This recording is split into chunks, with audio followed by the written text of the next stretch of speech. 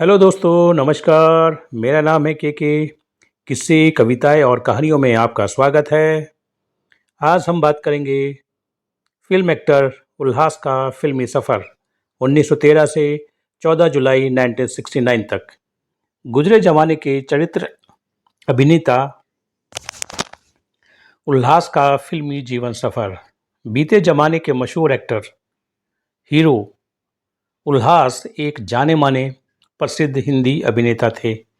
एक लंबे चौड़े कद-काठी के व्यक्ति जो कि ज़्यादातर पुरानी हिंदी फिल्मों में नज़र आते हैं थे, लेकिन कम ही लोग उनका नाम जानते हैं, लेकिन पहचानते ज़रूर होंगे।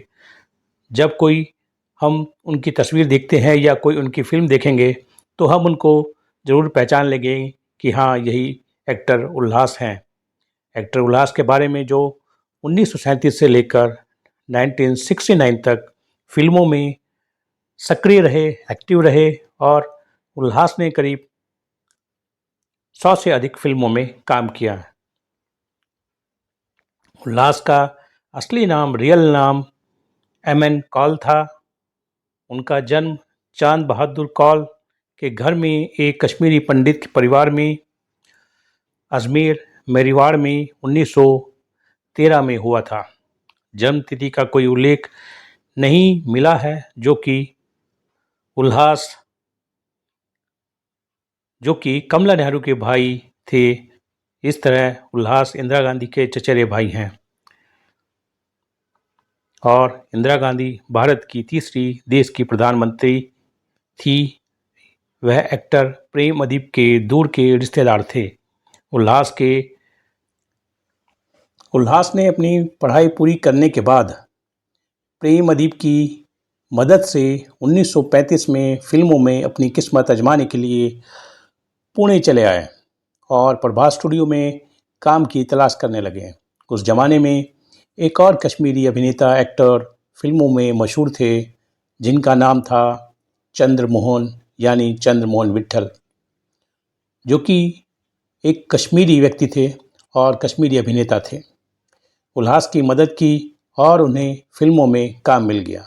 प्रभात स्टूडियो के बैनर तले एक फिल्म और बन रही थी जिसका नाम था वाहन, जो कि वी शांताराम फिल्म बना रहे थे ये, और निर्देशक थे के नारायण काले। और उल्हास इस फिल्म में वो एक नायक की भूमिका में थे।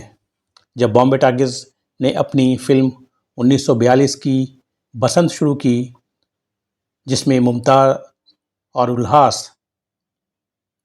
मुमताज़ शांति, उल्हास, इनको लिया गया था, साइन किया गया था। यह फिल्म चल निकली और उल्हास फिल्मों की दुनिया में मशहूर हो गए। इसमें एक और एक्ट्रेस ने काम किया था जिनका नाम बेबी मुमताज़ ने काम किया था। उल्हास की बेटी बनी थी उस फिल्म में, और यही बेबी मुमताज़ बड़ी होकर बॉलीवुड की मशहूर अभिनेत्री मधुबाला के नाम से मशहूर हुई, प्रसिद्ध हुई। फिल्म उनको और दूसरी फिल्म मिली जिसका नाम था फिल्म पर्वत पे अपना डेरा, जो कि 1944 में उन्हें हीरो के रूप में साइन किया गया। उल्हास नायक की भूमिका करते करते चरित्र भूमिकाएं भी करने लगे थे। उनकी कुछ मशहूर फिल्में हैं,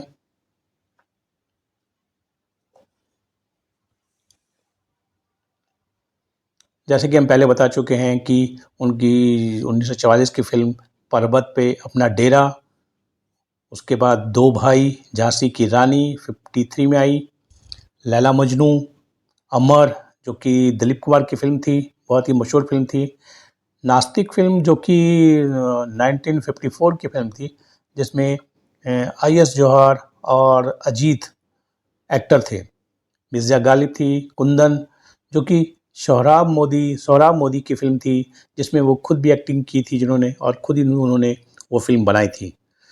उसके बाद आई फिल्म पतंग 1960।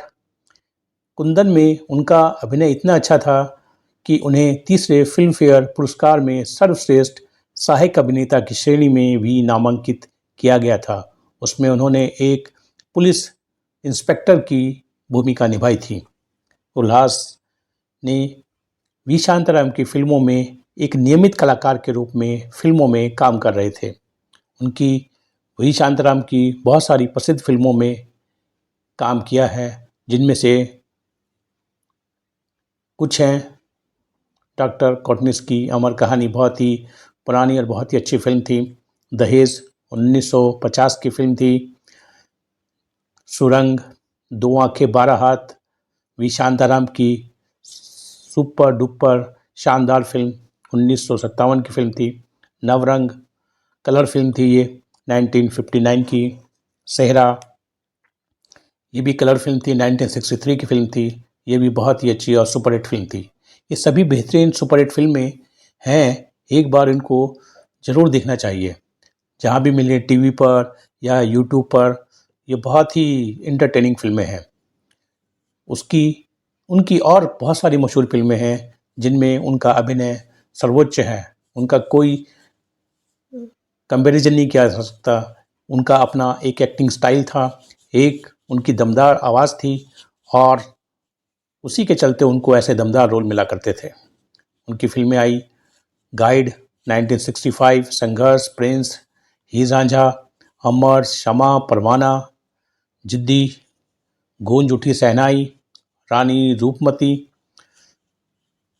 दक्कन की मलमल, सम्राट, पृथ्वीराज चौहान, नई उम्र की नई फसल 1966 की फिल्म, संजोग जो कि 1943 की फिल्म थी, लाल हवेली जो कि 1944 की फिल्म थी, जो कि ब्लैक एंड वाइट फिल्म है, अंगुलीमाल 1960 की फिल्म, औरत जो कि महबूब खान की फिल्म है, 1953 में आई थी, संबंध 1969, बरखा 1959, आदमी 1968, बाप रे बाप 1955, नमस्ते जी, किस्मत 1968 जो कि विश्वजीत और बबीता की फिल्म थी, प्रेम पुजारी देवानंद की फिल्म थी, जवाब जितेंद्र की 1970 की फिल्म थी, दीवाना राज कपूर की फिल्म थी, सारा बानो उसमें हीरोइन थी, 1967, अनीता जिसमें मनोज कुमार थे और साधना उनकी अभिनेत्री थी, दिल तेरा दीवाना 1962,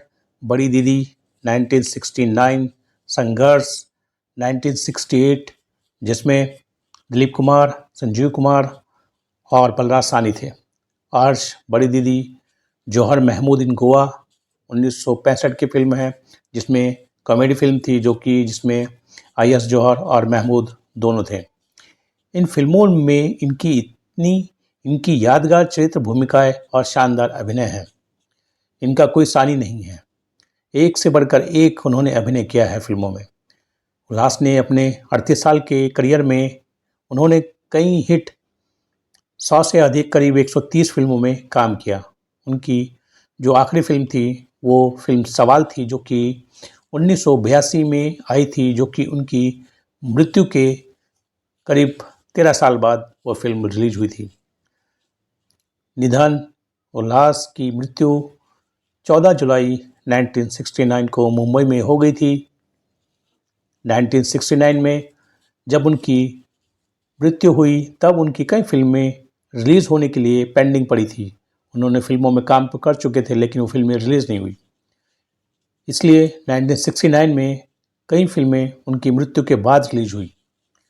उल्लास की अंतिम फिल्म, जैसे कि हमने पहले बताया, फिल्म सवाल थी, जो कि उनकी मृत्यु के लगभग 13 बाद यह फिल्म रिलीज हुई थी। पुरस्कार उल्लास को केवल एक ही फिल्म के लिए नामांकित किया गया था। कुंदन ने अपने काम के लिए उल्लास को सर्वश्रेष्ठ सहायक अभिनेता के लिए फिल्म फेयर पुरस्कार के लिए नामांकित किया था। यह उनका अब तक का केवल एकमात्र नामांकन था। उल्लास के बारे में जितना कहा जाए उतना कम है, उनके अभिनय के बारे में जितना कहा जाए कम है। उन्होंने एक से एक दमदार फिल्में दी हैं, अभिनय किया है उनमें। उल्लास एक महान दमदार आवाज़ वाले धनी अभिनेता थे, आवाज़ के धनी अभिनेता थे। उनका अभिनय हमेशा लोगों के दिलों में अमिट रहेगा, यादगार रहेगा। उनकी फिल्में हमें उनकी याद हमेशा दिलाती रहेंगी। हमारा उनको हार्दिक नमस्कार, सलाम, सत सत नमन करते हैं। इसी के साथ हमें इजाज़त दीजिए। फिर जल्द मिलेंगे और बात करेंगे किसी और कलाकार के फ़िल्मी सफ़र के बारे में। नमस्कार, सलाम। उल्लास के बारे में जो भी जानकारी हमने दी है, अगर आपके पास भी कोई जानकारी है तो शेयर करें, कमेंट करें, लाइक करें और सब्सक्राइब करें। अगर इसमें कोई त्रुटि हो तो उसकी भी हमें कमेंट करके जानकारी दें और हमें बताएं कि हम उसको त्रुटि को अपनी सुधारें, उसको ठीक करें। इसी के साथ आपका बहुत बहुत धन्यवाद। नमस्कार।